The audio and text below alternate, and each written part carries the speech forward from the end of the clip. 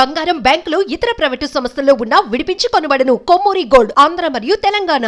నమస్తే, welcome to మనం TV. ప్రస్తుతం మనతో పాటు ఉన్నారు సీనియర్ గైనకాలజిస్ట్ నిఖిత గారు. మ్యామ్ తో మాట్లాడదాం. హలో మ్యామ్, నమస్తే. నమస్తే అండి. మ్యామ్, ప్రెగ్నెన్సీ లేడీస్ లో పీసీఓడి, పీసీఓఎస్ అంటే సో ఎలాంటి జాగ్రత్తలు తీసుకుంటే బెటర్ అంటారు?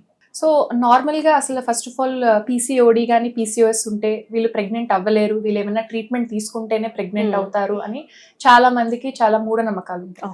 యాక్చువల్గా అట్లా కానే కాదు. పీసీఓడి కానీ పీసీఓఎస్ అనేది ఒక జబ్బు కాదు, అది మన ఒంటి తీరుని మెటబాలిజం ఇష్యూ అంటాం. అంటే ఒంటి తీరు వల్ల వచ్చే ఇబ్బందిని పీసీఓడి కానీ పీసీఓఎస్ అని కానీ అంటాం.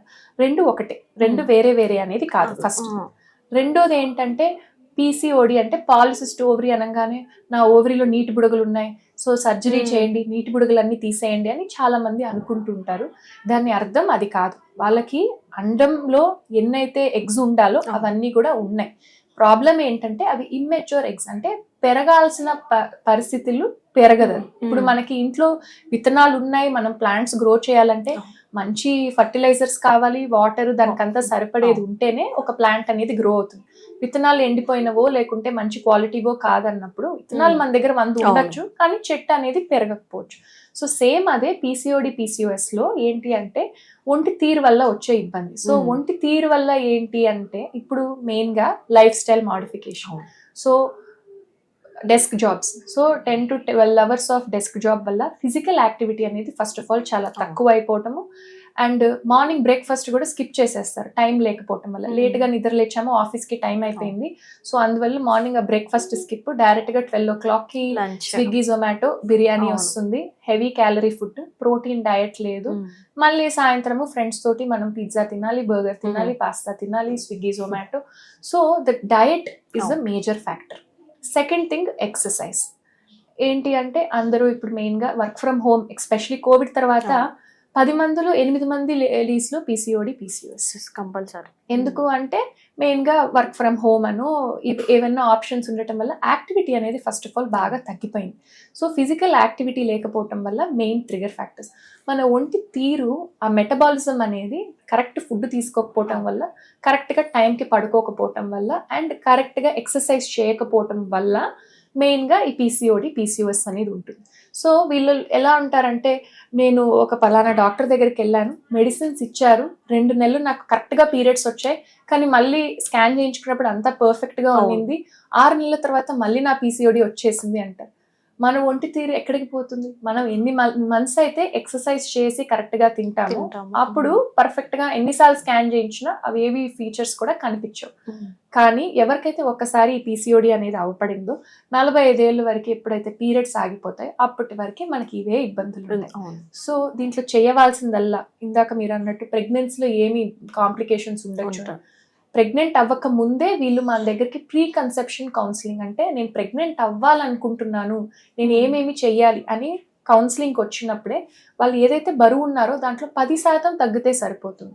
అందరూ 50-55 కిలోల్లో మెయింటైన్ అవ్వక్కర్లేదు. వాళ్ళ బరువు ఏదైతే ఉందో దాంట్లో 10% వెయిట్ తగ్గితే 80% వాళ్ళంతటి వాళ్ళే ప్రెగ్నెంట్ అవుతారు, ఎందుకంటే అండం క్వాలిటీ పెరుగుతుంది. నెక్స్ట్ వచ్చేసి ఎక్సర్సైజ్. ఎక్సర్సైజ్ ఎలాంటి ఎక్సర్సైజ్ చేయాలి? స్ట్రెంగ్త్ ట్రైనింగ్ ఉన్న ఎక్సర్సైజ్ చేస్తేనే అది పనికి వస్తుంది. నేను ఏ జిమ్ కానీ ఏ ట్రైనర్ని కానీ ప్రమోట్ చేయట్లేదు స్ట్రెంగ్త్ ట్రైనింగ్ అని చెప్పి.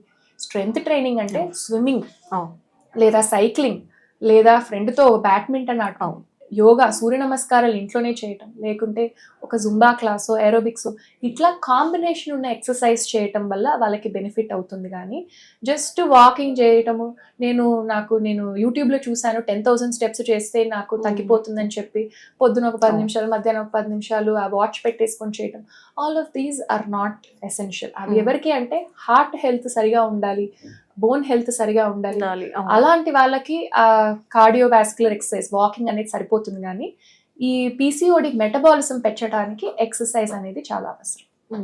సో ప్రెగ్నెంట్ అయిన తర్వాత ఈ పీసీఓడి మదర్స్ చేయాల్సింది సేమ్ ఇదే. ఒంటి తీరు అదంతా మెయింటైన్ చేయడానికి exercise, proper diet, proper sleep, వీటి వల్ల వాళ్ళకి ప్రెగ్నెన్సీలో డయాబెటీస్ ఈ పీసీఓడి ఉన్న వాళ్ళకి 50% ఉండొచ్చు ప్రెగ్నెన్సీ. సో 50% ఉండకుండా ఉండాలంటే ముందు నుంచే ఈ డయట్ ఇవంతా. అండ్ మేము ఎవరికైతే ఈ పీసీఓడి హిస్టరీ ఉందో వాళ్ళకి షుగర్ టెస్ట్ అవన్నీ కూడా రొటీన్ గా చెక్ చేసుకుంటూ ఉంటాము. వాళ్ళకి ప్రెగ్నెన్సీలో డయాబెటీస్ అయ్యే అవకాశం ఉంటుంది. తప్పనిసరిగా కూడా ఇది కంటిన్యూ అవుతాయి మ్యామ్ ప్రెగ్నెన్సీలు కూడా ప్రాబ్లం ఏం లేదంటారా జనరల్ గా? పీసీఓడిలో 80% ప్రెగ్నెన్సీలో ఏమీ ప్రాబ్లమ్స్ ఉండవు. సో అంత భయపడాల్సిన అవసరం లేదు. Just good diet and good after delivery so after delivery కూడా పీసీఓడి ఉంది కదా, ఇప్పుడు నాకు డెలివరీ అయిపోయింది కదా అనేది కాదు. ఆఫ్టర్ డెలివరీ కూడా మనం మెయింటైన్ చేయాలి.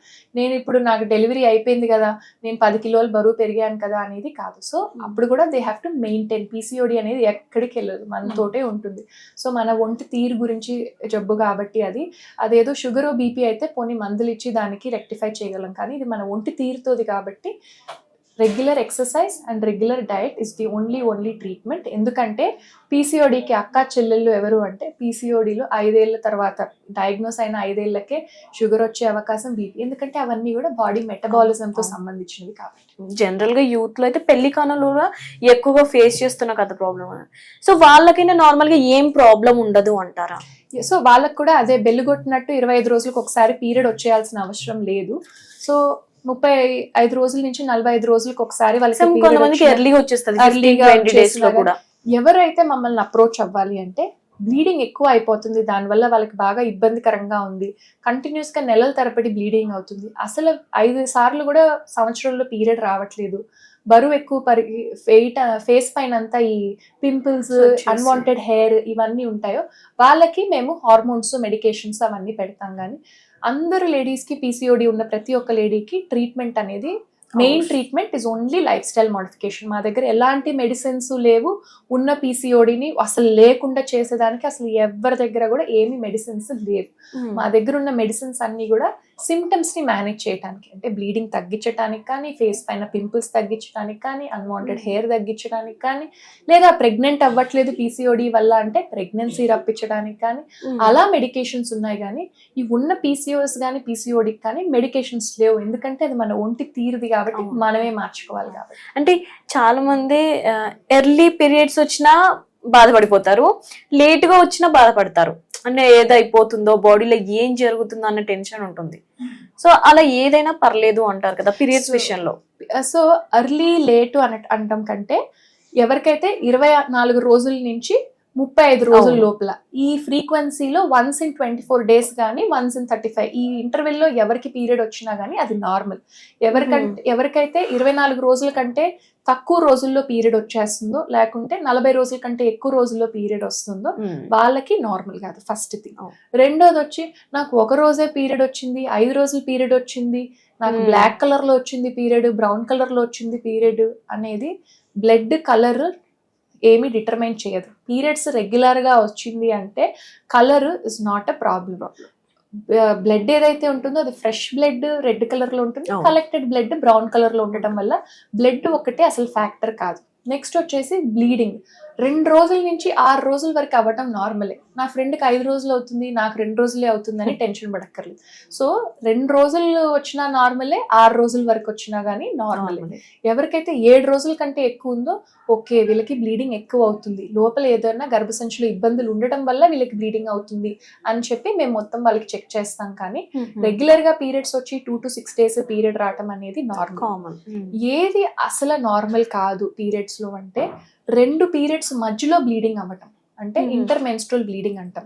ఇప్పుడు for example 1st September period వచ్చి 1st అక్టోబర్ పీరియడ్ రావాల్సిన టైంలో మధ్యలో కూడా 10 రోజులకు ఒకసారి బ్లీడింగ్ అవ్వటం, ఇది నార్మల్ కాదు. రెండోది వచ్చి హస్బెండ్ అండ్ వైఫ్ కలవంగానే బ్లీడింగ్ అవ్వటం, ఇది నార్మల్ కాదు. పీరియడ్ టైంలో విపరీతమైన నొప్పి. సో ఎంత నొప్పి అంటే, ఒక కాలేజ్కి వెళ్ళే అమ్మాయికి దానివల్ల కాలేజ్కి లీవ్ పెట్టాల్సి వచ్చినా కానీ, లేకుంటే ఇంట్లో వర్క్ చేసుకునే లేడీస్ ఆ రోజు మొత్తం పడుకోవాల్సి వస్తుంది, మెడికేషన్స్ వేసుకొని పడుకోవాల్సి వస్తుంది, ఆ పీరియడ్స్ నార్మల్ కాదు. ఓన్లీ డిస్కంఫర్ట్ ఉన్న పీరియడ్స్ మట్టుకే నార్మల్, కానీ అంత విపరీతమైన పెయిన్ ఉన్నది కూడా నార్మల్ కాదు, వాళ్ళు చెక్ చేయించుకోవాలి. అది మెయిన్ థింగ్. నెక్స్ట్ వచ్చేసి పీరియడ్స్ టైంలో కడుపు ఉబ్బరంగా ఉంది, మోషన్ ఫ్రీగా వెళ్ళలేకపోతున్నాను, యూరిన్ ఫ్రీగా వెళ్ళలేకపోతున్నాను, వామిటింగ్స్ అవుతున్నాయి, వీళ్ళు కూడా ఆ సింటమ్స్ ని ఇగ్నోర్ చేయకూడదు. చాలా మంది ఏం చేస్తారంటే, ఇప్పుడు ఇంట్లో పెద్దవాళ్ళకి చెప్పుంటారు ఇవంతా కామన్ అమ్మా, అంటారు. నీ అవును. ఒంటికి తీరికి నువ్వు చాలా సెన్సిటివ్, నువ్వు తట్టుకోలేకపోతున్నావు అంతే అని అంటారు. కానీ ఆ సిమ్టమ్స్ ని అస్సలు ఇగ్నోర్ చేయకూడదు. అలా ఎవరికైతే ఆ సిమ్టమ్స్ ఉన్నాయో వాళ్ళు తప్పకుండా గైనకాలజిస్ట్ ని కలవాలి. ఎందుకంటే ఎండోమెట్రియోసిస్ అనే ఒక ప్రాబ్లం. ఎండోమెట్రియోసిస్ అనేది గైనకాలజిస్ట్కే తెలుసు. సో నార్మల్ ఫిజిషియన్స్ కో వాళ్ళ దగ్గరకో వెళ్తే ఏమవుతుందంటే వాళ్ళు గర్భసంచి స్కాన్, అండాశయం స్కాన్ వరకే చేసి గర్భసంచి నార్మల్గా ఉంది, అండం నార్మల్గా ఉందని చెప్పి నువ్వంతా నార్మల్, నీకు నొప్పి శక్తి నువ్వు తట్టుకోలేకపోతున్నావు అని ఇంట్లో పెద్దవాళ్ళు వాళ్ళకి చెప్తారు. కానీ ఎండోమెట్రియోసిస్ అంటే ఏంటంటే గర్భసంచి లోపల పొర ఏదైతే ఉందో ఆ పొర బయట పక్క కూడా పెరగటం వల్ల ఆ నొప్పి అనేది వాళ్ళకి ఎక్కువ ఉంది. సో అందువల్ల వాళ్ళకి మోషన్ వెళ్ళే టైంలో కానీ, హస్బెండ్ అండ్ వైఫ్ ఉన్నప్పుడు కానీ పెయిన్ కానీ, బ్లోటింగ్ కానీ ఇవన్నీ. సో యాక్చువల్గా లేడీస్ మా దగ్గరికి ఎండోమెట్రియోసిస్ అని మేము కనుక్కుండే లోపల మెయిన్ గా ఇప్పుడు 100 గర్ల్స్ ఆఫ్ ఎండోమెట్రియోసిస్ లో చూస్తే 8 ఏళ్ళు పడుతుంది మాకు వాళ్ళు మా వరకు రావటానికి. ఎందుకంటే వాళ్ళ లోపల నొప్పి ఉండటమో, లేకుంటే వాళ్ళు ఒక గ్యాస్ట్రోఎంట్రాలజిస్ట్ దగ్గర నాకు గ్యాస్ అని వెళ్ళటమో, లేకుంటే అట్లా బయట వాళ్ళందరి దగ్గరికి వెళ్ళి మా వరకు యాక్చువల్ గా ఆ ప్రాబ్లంకి వచ్చేసరికి 8 years పడుతుంది. సో అందుకనే ఇప్పుడు మేము చాలా వరకు ఎండోమెట్రియోసిస్ గురించి జనాలకి చెప్పటము, ఇవన్నీ లాట్ ఆఫ్ క్యాంప్స్ ఇవన్నీ కూడా కండక్ట్ చేయడం జరుగుతుంది. సో దట్ తెలియాలి పెయిన్ఫుల్ పీరియడ్స్ అనేది నార్మల్ కాదు, వస్తే మేము చెక్ చేసి అది నార్మలా కాదా అనేది చెప్తాము. Right ma'am, thank you.